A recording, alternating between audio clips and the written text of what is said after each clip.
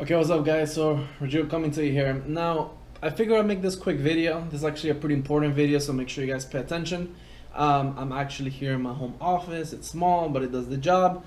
This is all I really need. So yeah, we're gonna talk about the entire purchase process from the buyer's agent and working with buyers perspective, if you may. Now, of course, starting within your real estate business, mostly you're gonna be working with buyers, not necessarily with sellers, because you haven't gotten to that point just yet. So right now you're probably still working with buyers, probably doing a couple leases here and there. So we're gonna talk about buyers, and we're gonna skip the leasing process. We're just gonna speak about the buying process. Okay, so this is important. Now, the first thing you want to do is, first and foremost, you got to get a good broker that is available whenever you need him or her. Why? Because a lot of people see this when they're doing the transitioning from, a regular job to a realtor or a licensed professional. You're thinking that the broker's your boss, and that's not the way this works, right? The broker is your partner in this journey, which you're gonna go into, being an independent business owner. So you want a broker that's for the most part responsive. They care about what's going on, because you're kind of hiring your broker. Why do I say that? Because when you get paid, it comes on your broker's name, right?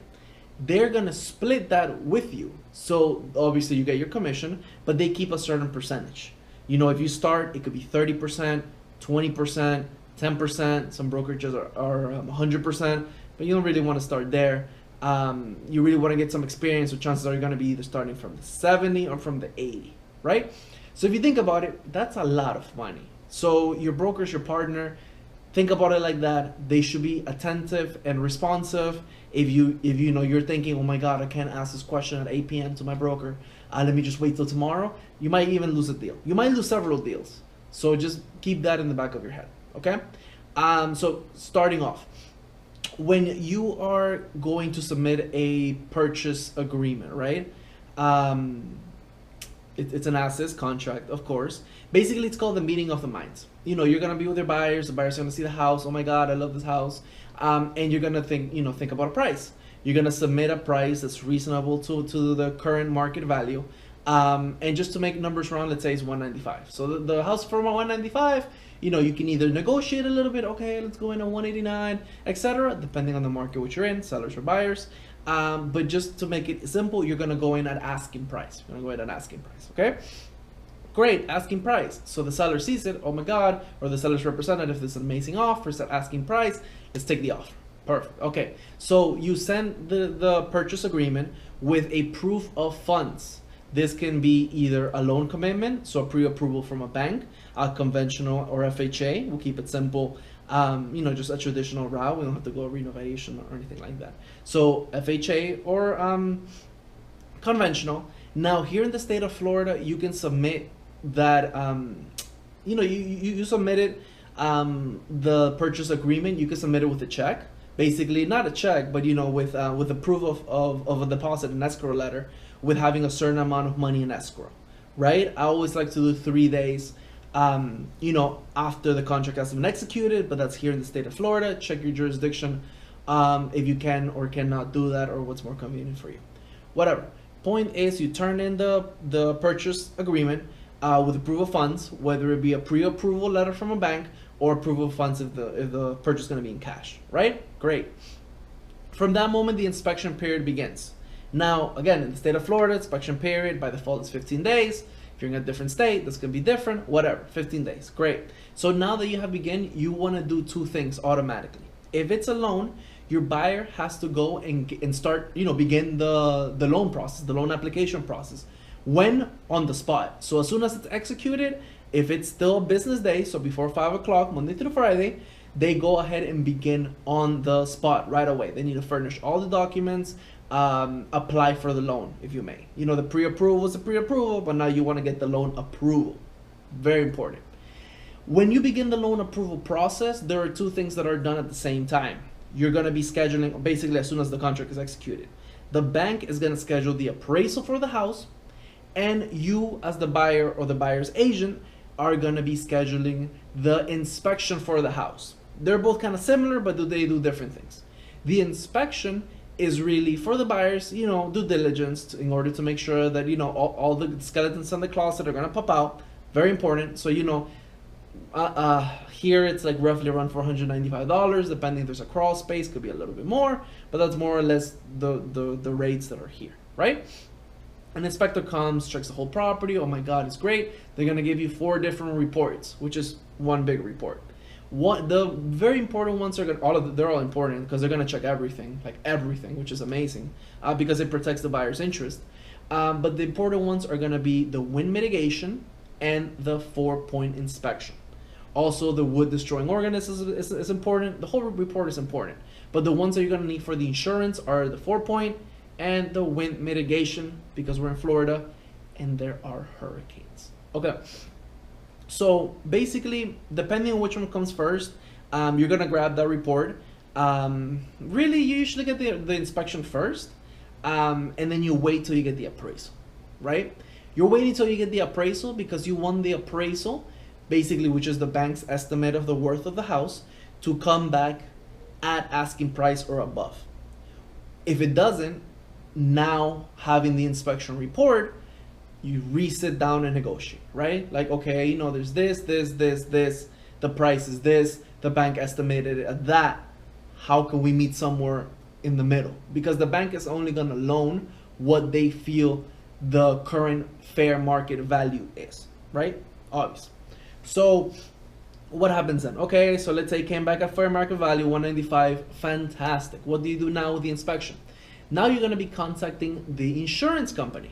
You're gonna send them the 4-point, the wind mitigation. You send it to them, and they go ahead and generate a quote. And if there is a flood zone, we're in Florida, you might need flood insurance. You know, they're gonna go ahead and generate a quote.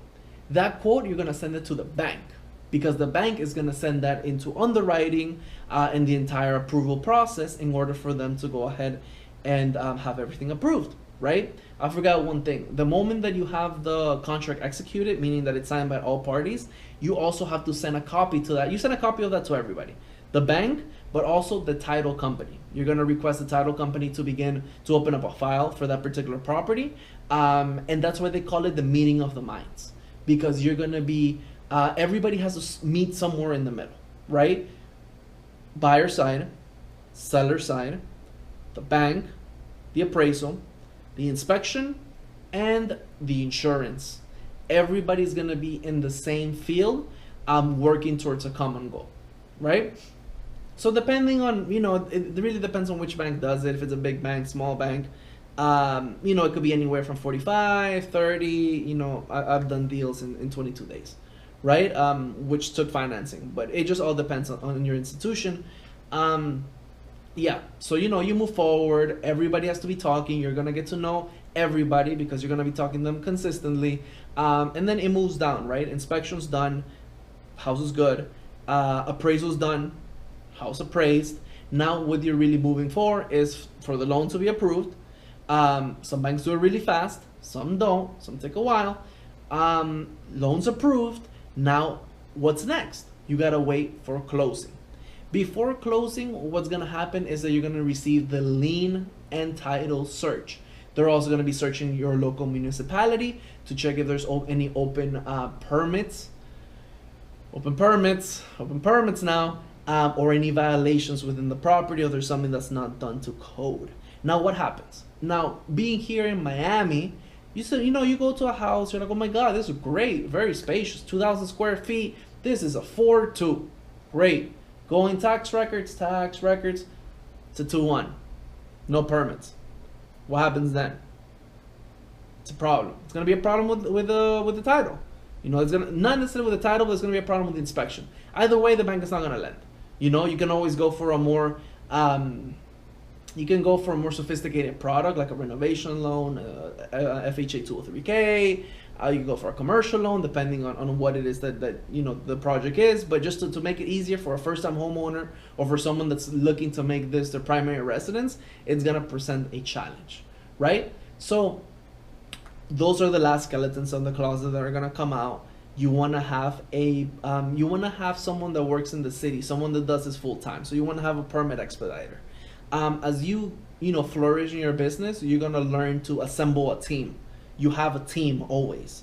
because you know each person you got to ask questions to, and you know you do your checks online, which are going to be limited. Some of my investors, actually most of my investors, go to the city itself, to the local municipality, and pay for searches before we even submit an offer, or as the inspection period is going on. So before the lien and title, they already know what's going on, because you don't want to keep going through the process if you know if it's not gonna, if it's just gonna fall through anyway, or you're purchasing something that you know you wouldn't want to purchase it in the first place.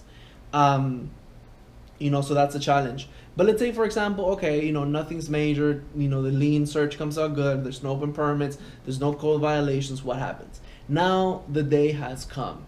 You know, yay, the day has come. So what happens? You know, basically a couple days prior, you know, usually 3 days prior, the title, basically you're probably going to be receiving the, it's called the closing disclosure, the CD. You as a realtor, you receive an ALTA statement. So basically, the CDs go out, closing disclosures, to the seller and to the buyer, and they have to go ahead and you know approve them, right? Usually, you know, I've seen the title company do it, but it's usually the lender. The lender's gonna send it out, and then you know basically from there, they will give you you approve it, and then they'll give you the finalized numbers, right? Once the finalized numbers come out, usually from title and from the lender, you wire the remaining monies that are left. You know, if it's a lender-based deal, so if it's a conventional FHA product, you'll be, you know, sending in the closing cost plus the remaining down payment. So if it's FHA, 3.5%. If it's conventional, depending on your credit worthiness, it could be anywhere from 3 all the way to 20%.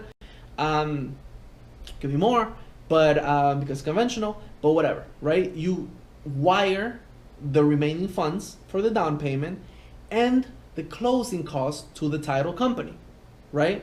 Now, what happens on closing day? Closing day, great. Now, for closing day, you have to remember these particular things, right? You want to have your closing early. You want to usually keep it at noon. You usually want to keep it at noon. Whatever you do not want to pass 4 o'clock. Now, if push comes to shove and you know you have to do it that day, 4 o'clock is cool, because as long as you close, that's the most important part. But what happens?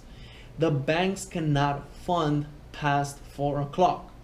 So what happens? If the bank doesn't send the money, the funds don't get distributed. So what happens? Keys are not released. Now, as a courtesy, the title company can hold the keys. It's not their job. It's the seller's side responsibility to provide the keys to you. It's not the title company. You know, a lot of times people sign and let's say it's late. They're like, oh my God, where are the keys? You gotta wait till tomorrow. You know, seller will come by, drop them off because it's in their best interest. You know, they're happy they sold too. However, that's why you want to keep it early. If it's noon, something like that, the banks will fund, money will be distributed, and chances are that you will be receiving keys the same day. Forgot another thing. I always forget this one. The day before or the day of, I usually like to do the day of, the walkthrough. We're going to walk through the property. Why do you want to walk through the property? Because a lot of times what you see might not necessarily be what you get. You know, it's like, oh my God, this house is amazing, beautiful chandelier, the windows, impact windows. Windows no, but it'll be like things that you can remove, like beautiful chandelier, Viking, $50,000 oven, and you know, like the really nice ones, or Sub-Zero fridge, whatever. You see it and you're like, this is amazing. You know, it's a $50,000 oven. You know, I'm buying this house. So that's what you fall in love with, and this is what's promised to you. On the walkthrough, you come in and there's it's Whirlpool appliances or GE, or you know, like there's no chandelier. Now, that's a problem because you're not getting what you were promised. And if this wasn't something that was negotiated in the deal, if there wasn't an exclusion, then that's part of what you submitted your offer, you know, on. It's a problem. So you want to do your walkthrough the day of, you know, move into closing. It's going to be about an hour, 2 hours. You know, the buyer's going to be signing papers. Then you take a picture. You usually have a gift. And congratulations, you just sold your property, right? You have to keep all of these things into consideration because a lot of times people think, you know, the realtor job is easy, right? And it's simple, but it's not easy because there's a lot of things that pop up. You got to see yourself as the project manager because that's what you do. Your job is to grab cents from everybody and create a dollar. So everybody has to do their part. You, of course, as the buyer, you got to make sure that, your buyers are, aware and the communication's fluid. The seller side, they got to be aware and communication being fluid. Lender, aware and communication to be fluid. Inspection has to be done in a timely manner. And they have to be open for questions if we have questions going forward, which you will have questions. Permit expediter, that one you won't see in the test, but that one you kind of need that, especially here in Miami. And the title company, the title company is going to be your ally in this particular, in any transaction really. So you want to be on top of it. You want to keep talking to them. You want to know where it is. And remember, if you're kind of a laissez-faire realtor, it's going to be tough because you got to be on top of the entire process throughout the entire process. Okay? So in conclusion, I hope this video helped you guys out. I know it did. So click like, subscribe, all the cool stuff. Of course, I'll be making a video later on, which is going to be basically from the listing agent's perspective. So this entire process, but from the listing side, right? From, going to the listing presentation, getting the listing, writing up the contract, agreeing on a commission, etc., etc., etc. But this one, for time's sakes, it's already been like, 16, 17 minutes. I wanted to make it, tailor it really to the buyer's agent and the buyer's side, right? So this is really how to purchase, a home here in South Florida. And yeah, things to keep in mind, tips, tricks, and again, you just don't want to dismiss everything that's going on because it is an extensive procedure, and that's why it's called the meeting of the minds, because it's not me and you, it's a team. Everybody's working towards a common goal. Okay, guys? So stay tuned. I'm going to be dropping a lot of new stuff, a lot of new content. I could tell you, but at this point, I'll just drop it and you guys tell me what it is. And as we move forward, we will be expanding the channel. Okay, guys? Thank you for watching.